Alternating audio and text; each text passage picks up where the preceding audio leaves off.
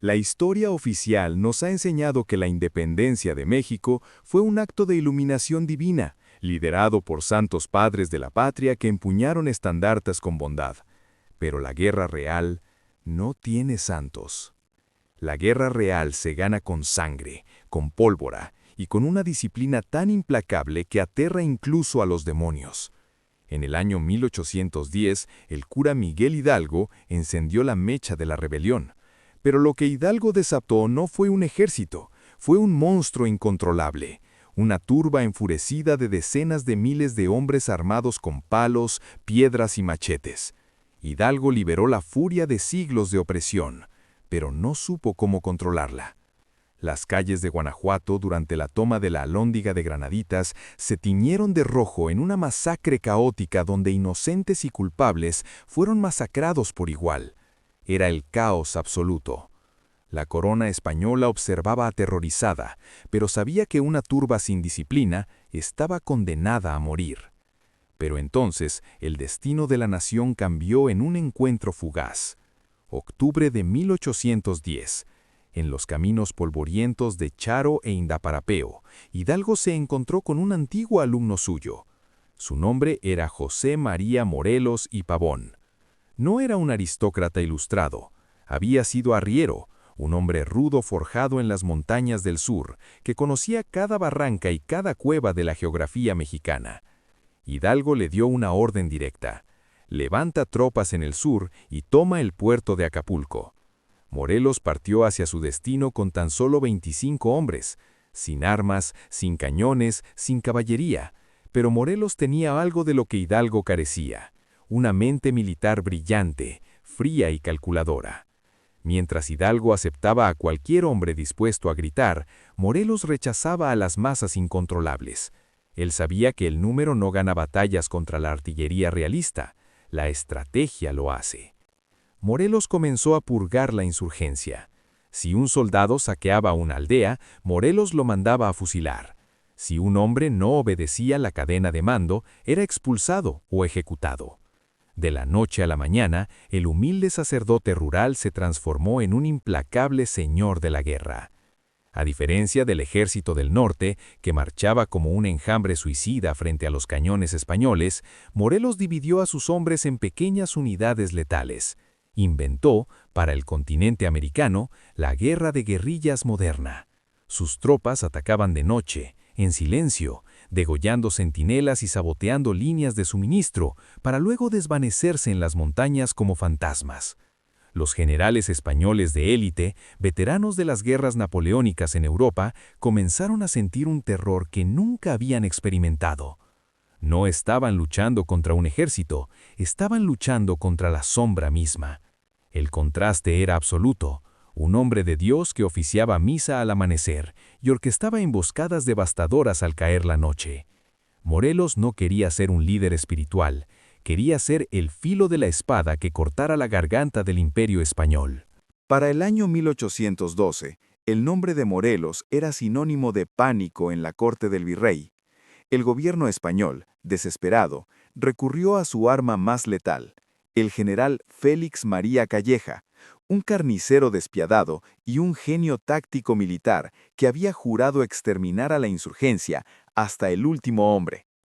Calleja y Morelos estaban destinados a colisionar en lo que se convertiría en el episodio más infernal, claustrofóbico y brutal de toda la Guerra de Independencia. Morelos atrincheró a sus mejores 4,000 hombres en el pueblo de Cuautla. Calleja, con un ejército inmensamente superior y artillería pesada, rodeó la ciudad. El 19 de febrero, Calleja ordenó un asalto frontal y masivo, creyendo que los insurgentes huirían despavoridos. Pero se encontró con un muro de plomo y disciplina. Los hombres de Morelos diezmaron a las líneas españolas. Humillado y enfurecido, Calleja cambió de táctica. Si no podía matarlos con fuego, los mataría de hambre. Así comenzó el sitio de Cuautla. 72 días de horror absoluto. Las crónicas del sitio parecen sacadas de una pesadilla apocalíptica. Calleja desvió el río que abastecía de agua a la ciudad. Bajo el sofocante calor de la región, la sed comenzó a enloquecer a los defensores. Sin comida, el ejército insurgente comenzó a cazar ratas, lagartijas e insectos. Cuando ya no quedaron animales, hervían pedazos de cuero de las sillas de montar o masticaban la corteza de los árboles para engañar al estómago. La peste estalló. El paludismo y el tifus comenzaron a matar a más hombres que las balas de los cañones españoles, que no dejaban de bombardear el pueblo día y noche. Era una guerra psicológica. Calleja enviaba cartas ofreciendo el indulto a quien traicionara al cura. Morelos respondía con silencio estoico y ordenaba que las campanas repicaran en tono de burla. En medio del terror, surgieron leyendas de desesperación, como la del niño artillero, Narciso Mendoza, quien viendo a sus compañeros caer, encendió un cañón para frenar el avance español. Para principios de mayo, la situación era insostenible. Rendirse significaba la masacre total. Así que Morelos tomó una decisión suicida. Lideraría un rompimiento del cerco a las 2 de la madrugada del 2 de mayo de 1812. En la oscuridad más absoluta, ordenó a miles de tropas, civiles, mujeres y niños, marchar en completo silencio a través de las líneas enemigas. Se vendaron los cascos de los caballos y se prohibió hablar bajo pena de muerte. Estuvieron a punto de lograrlo, pero un centinela español escuchó el movimiento y dio la alarma. El infierno se desató en la oscuridad. Fuego cruzado, confusión, bayonetas en la noche y pánico puro. Aunque cientos murieron en la fuga, Morelos y el núcleo de su ejército lograron escapar, desvaneciéndose una vez más en la nada. Cuando Calleja entró a Cuautla a la mañana siguiente, solo encontró cadáveres putrefactos y ruinas humeantes. Calleja había ganado el terreno, pero Morelos lo había humillado ante los ojos de toda América.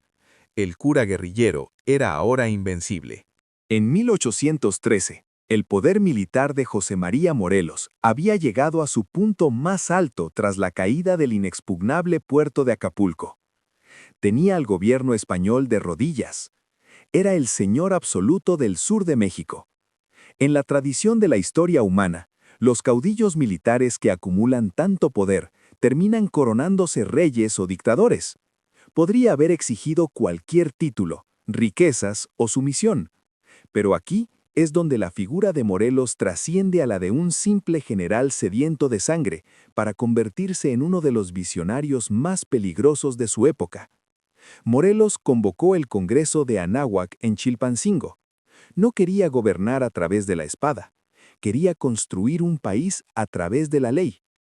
Y el 14 de septiembre de 1813, un secretario leyó un documento que haría temblar los cimientos de 300 años de dominio europeo. Se titulaba Sentimientos de la Nación. Con este documento, Morelos no solo declaraba la independencia absoluta de España de forma tajante, estaba rediseñando la sociedad entera. Décadas antes de que Estados Unidos siquiera soñara con abolir la esclavitud a costa de una guerra civil, Morelos la erradicó de un plumazo. Exigió el fin de los tributos, proscribió para siempre la tortura, y lo más subversivo de todo, destruyó el sistema de castas. En el México de Morelos ya no existirían indios, mulatos, mestizos ni criollos. Todos serían conocidos bajo una sola palabra: americanos. Era un desafío directo al orden mundial establecido. Cuando el Congreso, asombrado por su grandeza, intentó nombrarlo Alteza Serenísima, Morelos, recordando su origen humilde, lo rechazó rotundamente. «No soy ninguna alteza», declaró. «Soy un siervo, el siervo de la nación». Pero la historia nos enseña que los hombres de principios puros suelen ser destruidos por aquellos que solo buscan poder. La mayor virtud de Morelos fue también su error más fatal. Al creer en las instituciones y en la democracia, entregó voluntariamente su poder militar absoluto a un Congreso ineficiente, cobarde y lleno de egos. A partir de ese momento, sus manos estuvieron atadas. Los políticos comenzaron a dictarle cómo debía pelear la guerra, presionándolo para que tomara la ciudad de Valladolid, hoy Morelia, por motivos políticos, no estratégicos.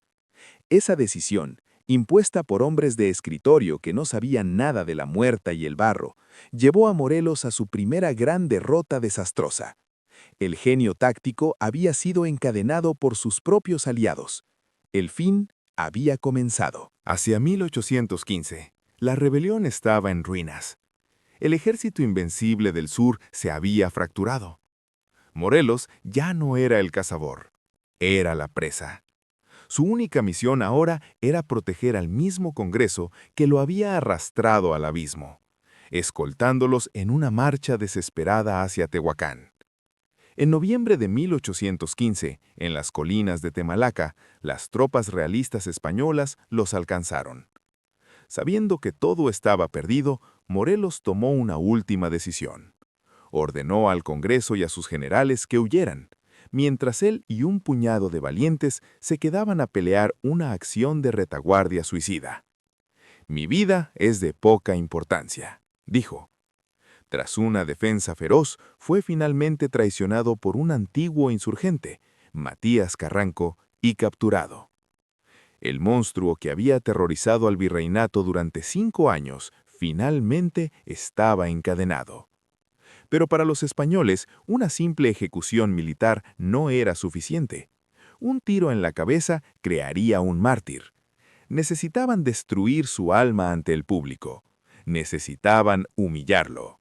Morelos fue sometido a la tortura psicológica de 3 juicios simultáneos: el militar, el civil y el más terrorífico de todos, el Tribunal de la Santa Inquisición. Lo encerraron en aislamiento, lo declararon hereje, traidor a Dios y al rey. Y el 27 de noviembre de 1815 llevaron a cabo una de las ceremonias más degradantes de la historia colonial, el auto de fe. En un evento público, el tribunal inquisitorial lo forzó a arrodillarse. Le arrancaron las vestiduras eclesiásticas y en un acto de extrema violencia simbólica, un obispo tomó un cuchillo sin filo y raspó la piel de las manos de Morelos, buscando arrancar los óleos sagrados y la bendición que alguna vez lo habían consagrado como sacerdote. Lo despojaron de su conexión con lo divino, lo habían excomulgado, lo habían torturado, lo habían difamado. Pero mientras era conducido al paredón de fusilamiento en San Cristóbal Ecatepec, el 22 de diciembre de 1815, José María Morelos no mostró miedo. La leyenda cuenta que sus últimas palabras, con los ojos vendados y de espaldas al pelotón, fueron una plegaria de resignación absoluta. «Señor, si he obrado bien, tú lo sabes, pero si he obrado mal, me acojo a tu infinita misericordia». Cayó fulminado. El Imperio Español celebró, creyendo que al matar al arquitecto habían destruido la casa. Pero se equivocaron. No habían matado a un líder, habían sembrado a una leyenda. La sangre de Morelos se filtró en la tierra, alimentando a la siguiente generación de guerreros, como Vicente Guerrero, que no descansarían hasta expulsar a los españoles para siempre. El hombre fue degradado, despojado y fusilado en desgracia, pero la historia se vengó. Hoy las instituciones que lo mataron son polvo, mientras que el nombre del humilde cura convertido en señor de la guerra vive eternamente como el verdadero genio de la libertad mexicana. Si esta historia de oscuridad, traición y sangre te hizo ver la independencia con otros ojos, deja tu buen like, comparte este video y suscríbete a México Histórico TV. Activa la campanita, porque la historia real siempre es más perturbadora que los libros de texto.